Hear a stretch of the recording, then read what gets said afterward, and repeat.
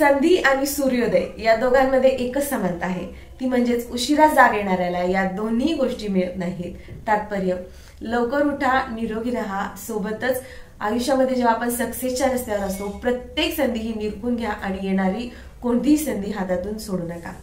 ध्येय दूर आहे म्हणून रस्ता कधी सोडू नका, मनात धरलेलं स्वप्न मध्ये कधीच मोडू नका। पावलोपावली येतील बरेच कठीण प्रसंग, फक्त ध्येय पूर्ण होईपर्यंत प्रयत्न मात्र सोडू नका, प्रयत्न मात्र सोडू नका। रात्रभर गाढ झोप लागणं हे सुद्धा नशिबातच लागतं, पण हे नशीब मिळवण्यासाठी दिवसभर कष्ट करावे लागते, मेहनत करावी लागते आणि परिश्रम घ्यावे लागते। तात्पर्य इतकंच आहे की तुम्ही जर दिवसभर परिश्रम करत असाल, मेहनत घेत असाल, दिवसभर तुम्ही शारीरिक कष्ट करत असाल, तुमचा दिवस अख्खा तुम्ही कामामध्ये बिझी शेड्यूलमध्ये घालवत असाल, तर तुम्हाला नक्की रात्री गाढ झोप लागते। म्हणजेच की परिश्रम आणि मेहनत करणं हे खूप गरजेचं आहे। त्यामुळे आपली शारीरिक, मानसिक आणि म्हणजेच इकॉनॉमिकल पण आपण स्ट्रॉंग होतो। आत्मविश्वास हा सूर्यासारखा तेजस्वी आहे। तुम्ही जेवढी मेहनत कराल तेवढा तो चमकेल। यशाची महत्त्वाची गुरुकिल्ली म्हणजे आपला आत्मविश्वास आणि आपल्या आत्मविश्वासाची महत्त्वाची गुरुकिल्ली म्हणजे आपली उत्तम तयारी। पाहिलेली स्वप्न खूप सुंदर असतात, पण त्यापर्यंत पोहोचण्याचा मार्ग हा मात्र खूप खडतर असतो। उशीर कधीच झालेला नसतो। अनेक संधी निघून गेल्या तरी सुद्धा नवीन सुरुवात करण्याचा हक्क प्रत्येकाला असतो। आत्मविश्वास हीच यशाची गुरुकिल्ली आहे।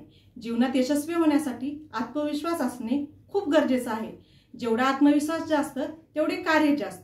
आत्मविश्वास जर कमकुवत असेल तर आपले कोणतेच कार्य सफल होणार नाही। प्रत्येक अंधाऱ्या रात्रीनंतरची सकाळ आपल्यासाठी एक आशेचा किरण घेऊन आलेली असते। म्हणूनच वाईट परिस्थिती आहे म्हणून घाबरून जाऊ नका आणि चांगली परिस्थिती आहे म्हणून फुरळून जाऊ नका, कारण रात्रीनंतर सकाळ आणि सकाळनंतर संध्याकाळ हा निसर्गाचा नियम आहे। स्वतःला मोठे व्हायचे असेल तर इतरांच्या मोठेपणाचा स्वीकार करा, कारण जो स्वतः पुरता विचार करतो तो काही काळापुरतीच प्रगती करतो, पण जो सगळ्यांना सोबत घेऊन सगळ्यांचा विचार करून काम करतो त्याची प्रगती ही कायम होत असते। जसे आपले सखी कट्टा चॅनल। संयमाची धरुणी दोरी, जीवन त्याला नक्कीच उद्धारेल। खरंच संयम 3 अक्षरी शब्द, पण किती ताकद असते त्याच्यामध्ये। प्रत्येकाच्या मनाला खूप संयम हवा असतो।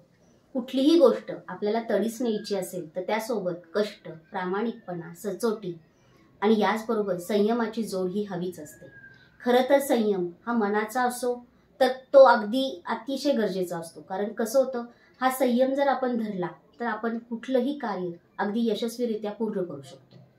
तर संयम आणि जीवन ह्या दोन्ही एकमेकात गुंतलेल्या गोष्टी आहेत। माणसाने सकारात्मकतेकडे बघायचं की नकारात्मकतेकडे यावरच त्याचं पुष्कळसं सुखदुःख अवलंबून असतं।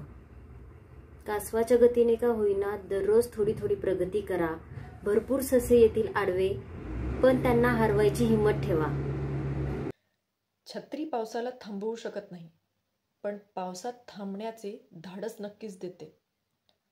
तसेच आत्मविश्वास यशस्वी होण्याची खात्री देऊ शकत नाही, पण संघर्ष करण्यासाठी प्रेरणा नक्कीच देऊ शकतो। याचप्रमाणे आयुष्यात येणाऱ्या प्रत्येक संकटांना संधी म्हणून बघा, त्याचा स्वीकार करा। काय माहीत, हीच संधी तुम्हाला एक दिवस यशाच्या शिखरावर घेऊन जाऊ शकते। निगेटिव्ह फ्रेंडपासून दूर राहा। ते आपल्याला आपल्या ध्येयापर्यंत पोहोचण्यासाठी मदत तर करत नाहीत, पण मागे खेचतात। आपल्या ध्येयापर्यंतच्या मार्गात ते अनेक अडथळे निर्माण करतात।